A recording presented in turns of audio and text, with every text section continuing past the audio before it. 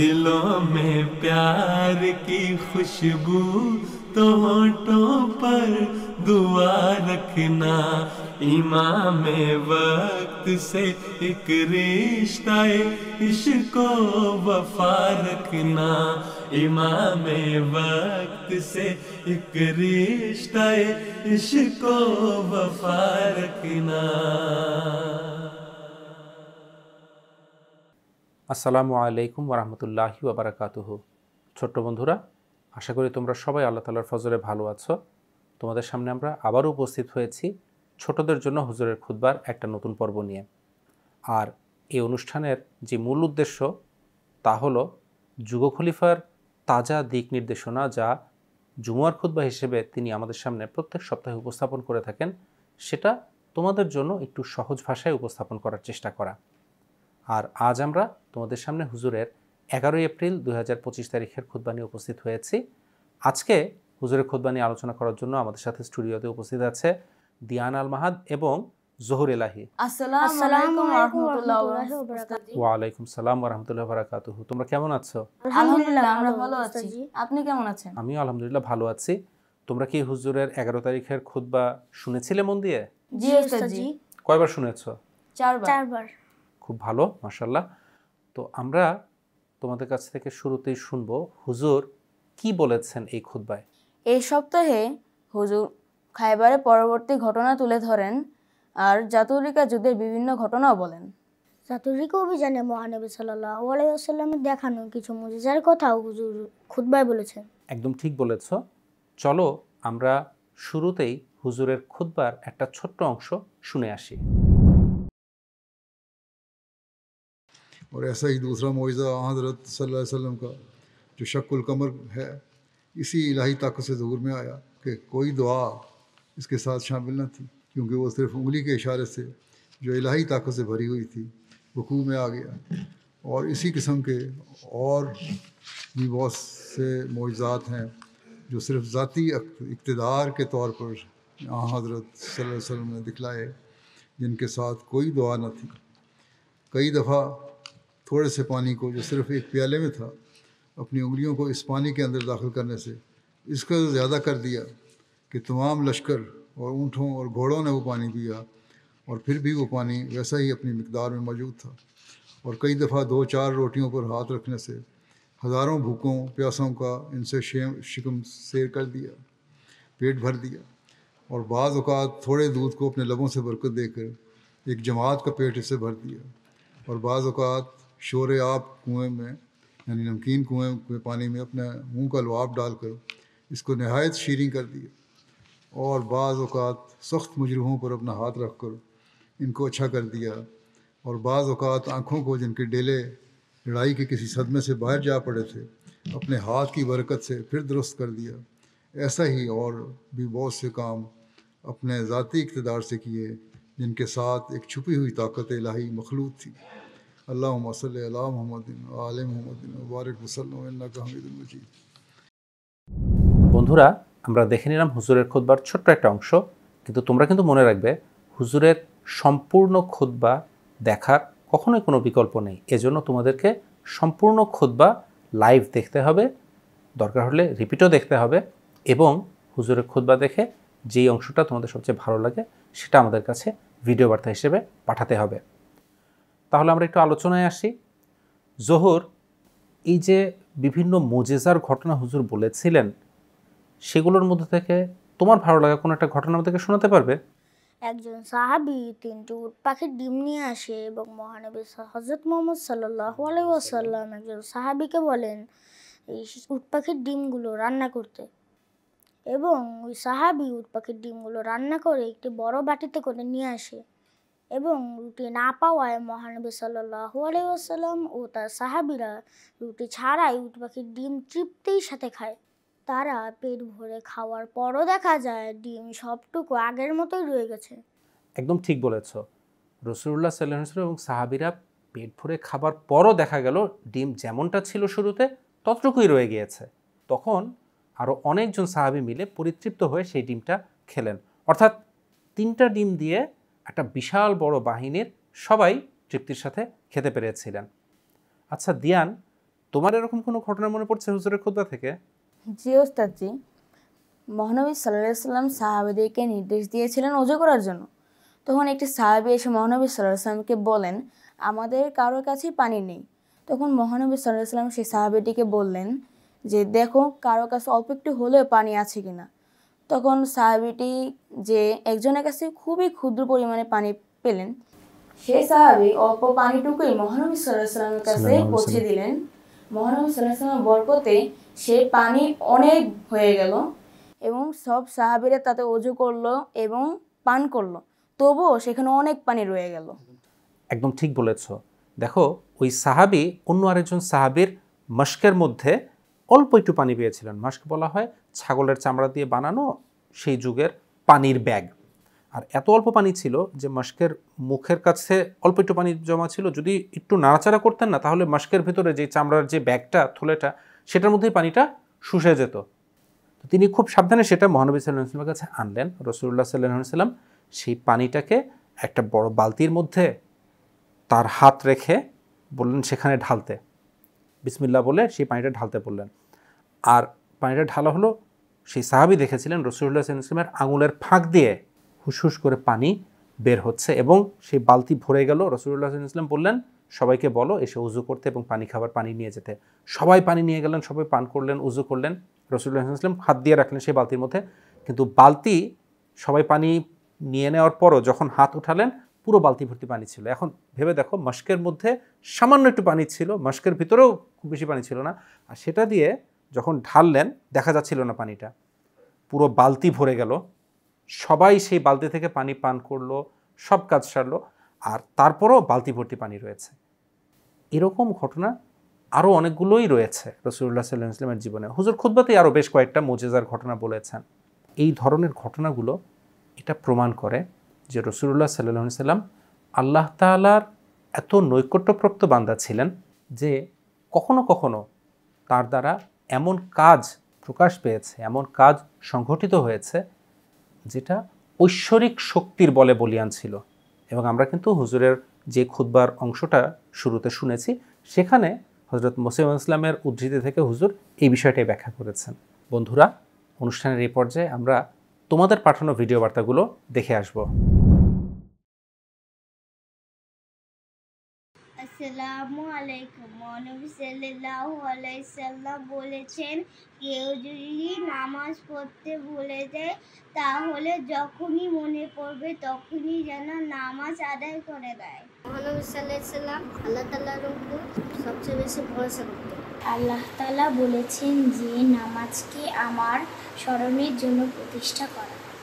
যারা মহানবী সাল্লাল্লাহু আলাইহি ওয়াসাল্লামের সাথে সঙ্গী চুক্তি করতে চাইতো, মহানবী সাল্লাল্লাহু আলাইহি ওয়াসাল্লাম সঙ্গী চুক্তি করতেন।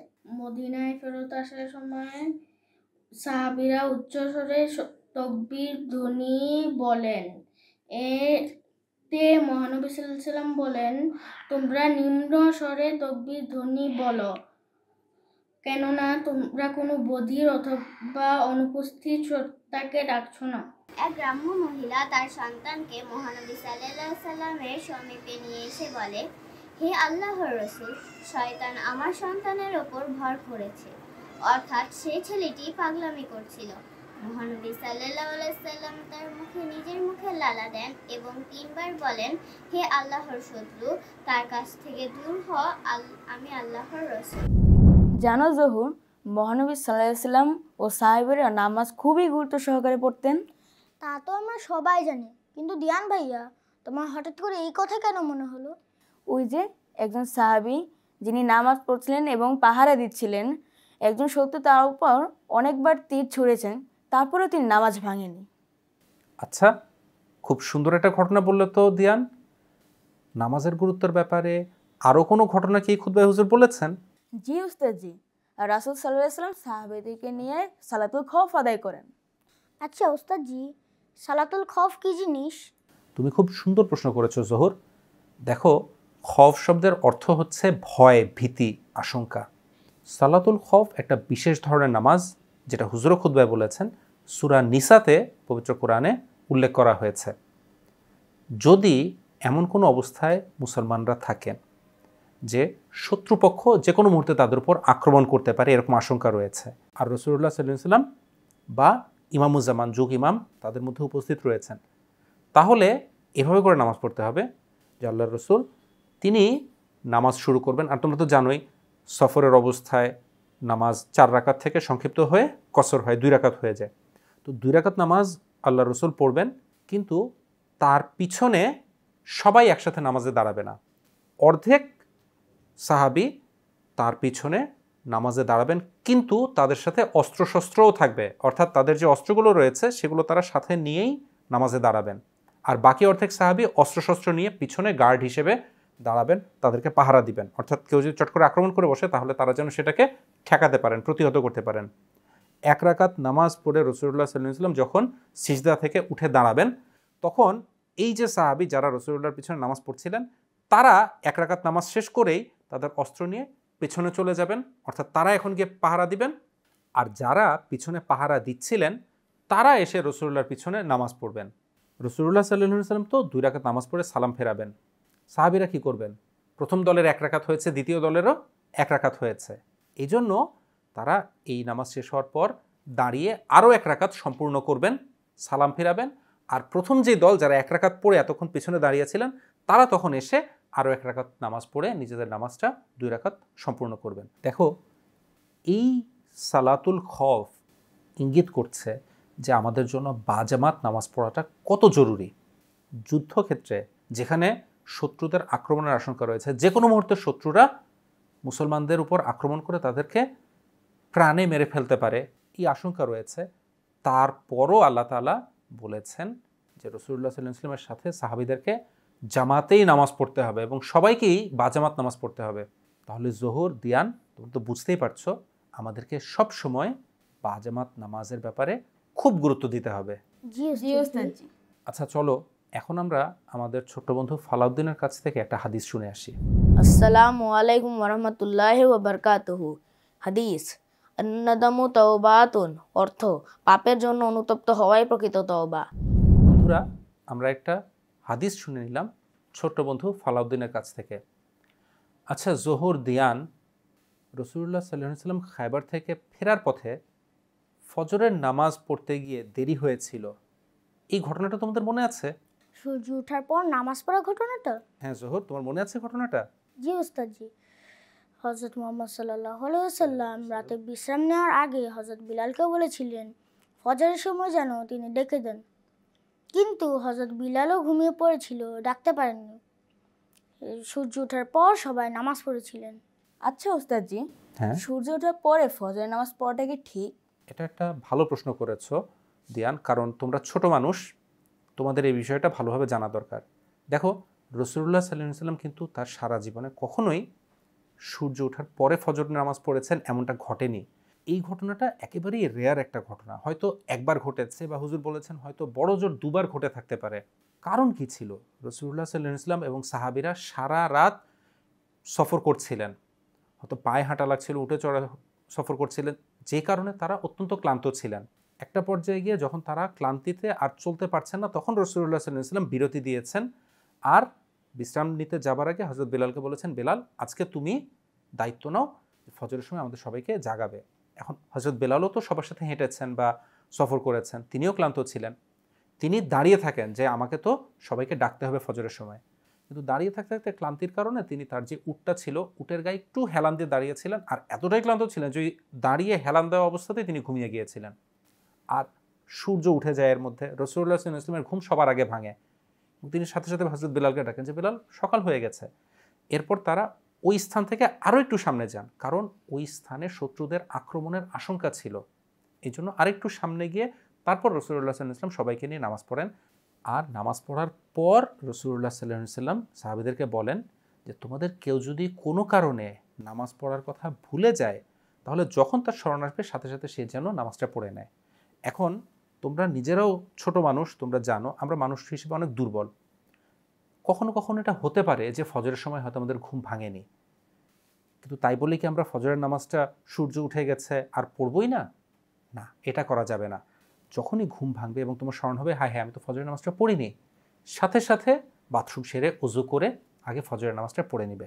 আর এটা ফজরের নামাজের শুধু কথা না, যে কোনো বেলার নামাজই যদি কোনো কারণে ব্যস্ততার কারণে মানুষ ভুলে যায়, হয়তো তুমি পরের বেলার নামাজ পড়ে ফেলেছো, অর্থাৎ আসরের নামাজ পড়া হয়নি কিন্তু মাগরিবের নামাজ পড়ে ফেলেছো, হঠাৎ মাগরিবের পরে তোমার মনে আসলো আমি তো আসরের নামাজ পড়িনি, যখন মনে আসবে তখনই সাথে সাথে নামাজটা পড়ে ফেলতে হবে। এই ঘটনাটা থেকে আমরা কিন্তু পুরো উম্মতে মুসলিমা এই বিষয়টা জানতে পারলো এবং শিখতে পারলো। অর্থাৎ রাসূলুল্লাহ সাল্লাল্লাহু আলাইহি ওয়াসাল্লামের জীবনে যাই ঘটেছে এগুলো আমাদের উপকারের জন্যই ঘটেছে, যেন আল্লাহ তাআলা আমাদেরকে শিখিয়ে দেন কি পরিস্থিতি হলে কি করতে হবে। দিয়ান, জোহর, এবার হচ্ছে কুইজের পালা। তোমরা কি আমাকে বলতে পারবে রাসূলুল্লাহ সাল্লাল্লাহু আলাইহি ওয়াসাল্লাম কোন দোয়াটাকে জান্নাতের পাতাগুলোর মধ্যে থেকে একটা পাতা বলেছেন? হ্যাঁ, জোহর বলো। হযরত মুহাম্মদ সাল্লাল্লাহু আলাইহি ওয়াসাল্লাম যে দোয়াটিকে জান্নাতের পাতা হিসেবে বলেছেন সেই দোয়াটি হলো লা হাওলা ওয়ালা কুওয়াতা ইল্লা বিল্লাহ। ঠিক বলেছ। দিয়ান, তোমার মন খারাপ করার কোনো কারণ নেই। আরও একটা প্রশ্ন আছে, দেখো তুমি এটার উত্তর পারো কিনা। একজন সাহাবীর উট হারিয়ে গিয়েছিল, যার উটটা রাসূলুল্লাহ সাল্লাল্লাহু আলাইহি ওয়াসাল্লাম পরবর্তীতে খুঁজে দিয়েছিলেন। সেই সাহাবীর নাম কি ছিল? হ্যাঁ, দিয়ান বলো আগে। হযরত জাবের রাদিয়াল্লাহু আনহু। ঠিক বলেছ, হযরত জাবের বিন আব্দুল্লাহ রাদিয়াল্লাহু আনহু। বন্ধুরা, হুজুরের খুতবায় কিন্তু আরও অনেকগুলো ঘটনা ছিল এবং খুবই মজার মজার ঘটনা ছিল, আমাদের জন্য অনেক শিক্ষণীয় বিষয়ও ছিল। তোমরা কিন্তু আবারও এই খুতবা শুনতে পারো এবং ঘটনাগুলো নোট করে রাখতে পারো।